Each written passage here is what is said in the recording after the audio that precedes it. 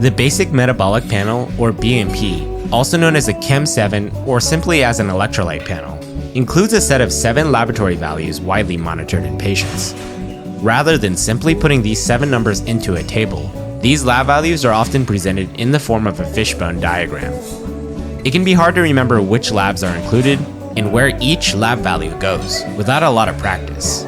So in this video, I'll give you my visual mnemonic to help you remember this lab diagram in one fell swoop. Welcome to our humble restaurant. I'll get you seated right after I take this fishbone back to the kitchen. Whoa! And here we are, frozen in the moment in which my career as a waiter all went wrong.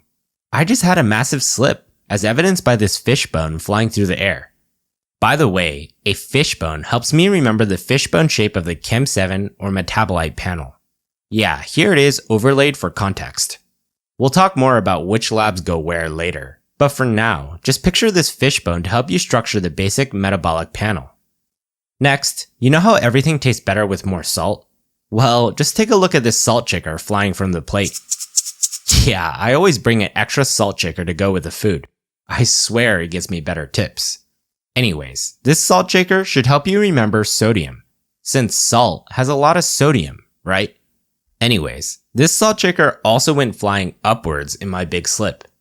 In other words, sodium occupies the top left position in this fishbone. Sodium levels are extremely important for a variety of reasons, but they function primarily as a measure of water balance in the body.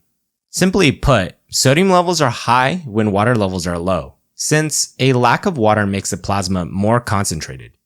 And the same is true vice versa. I won't get into the nitty-gritty of what every lab value means here. Just peg this salt shaker to remember where sodium is located in this fishbone diagram. Let's move on. Now let's talk about why I slipped here in the first place.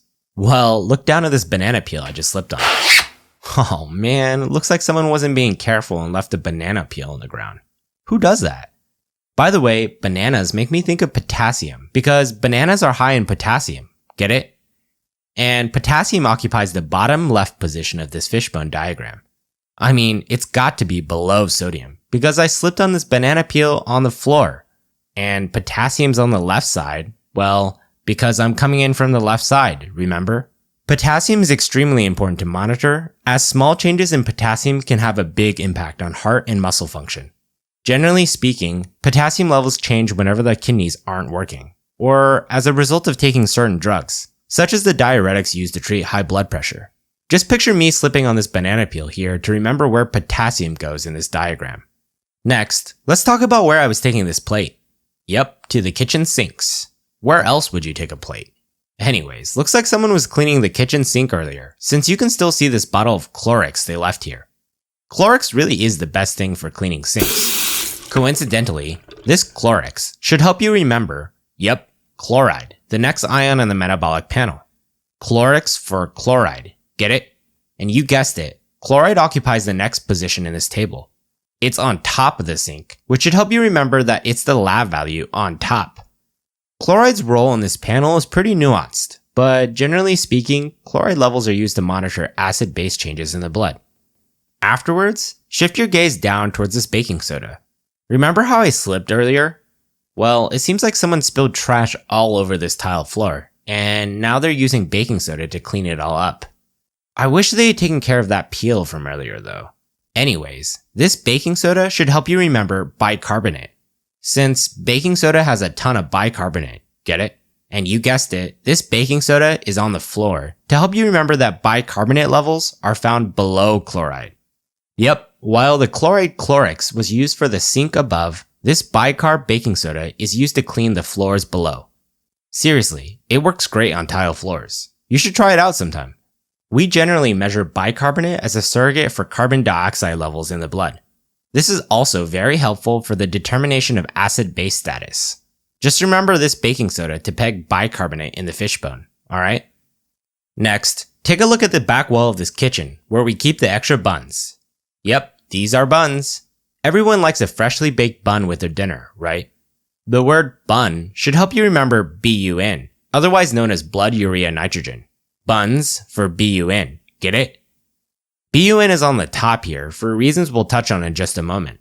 For now, just remember that BUN occupies the next position on the right here. Now let's look below the buns at the containers they're being stored in. Yep, these are crates. You see, when you order enough buns, you get them delivered by the crate load. These crates also help me remember creatinine, since crate sounds a lot like creatinine. Get it? And these crates are obviously below BUN, since the BUN buns are piled up above these crates. BUN and creatinine go well together, since they are both waste products used to determine kidney function. In the fishbone diagram, BUN is located above creatinine, which you can just remember as our buns piling up on top of these crates. Last but not least, take a look at these bags of sugar in the back pantry. Of course we keep the extra sugar in the pantry, don't you? And you've probably already guessed it. The sugar is our recurring symbol for glucose. And this makes sense here, since we're really just talking about measuring blood sugar levels. This sugar is located all the way on the right, since the pantry is in the back of the kitchen, right? Glucose levels are measured for obvious reasons, especially in diabetic patients.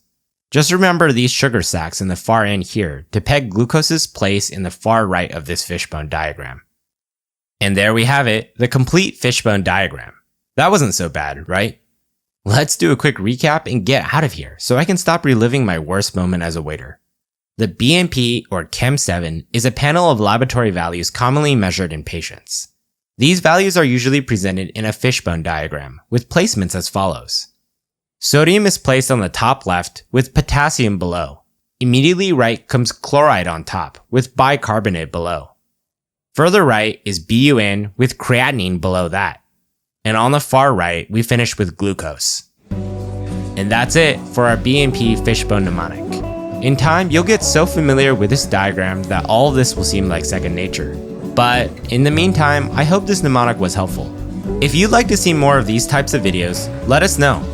Alright, let me clean up this mess and get you seated to dine. You've been waiting all this time, remember?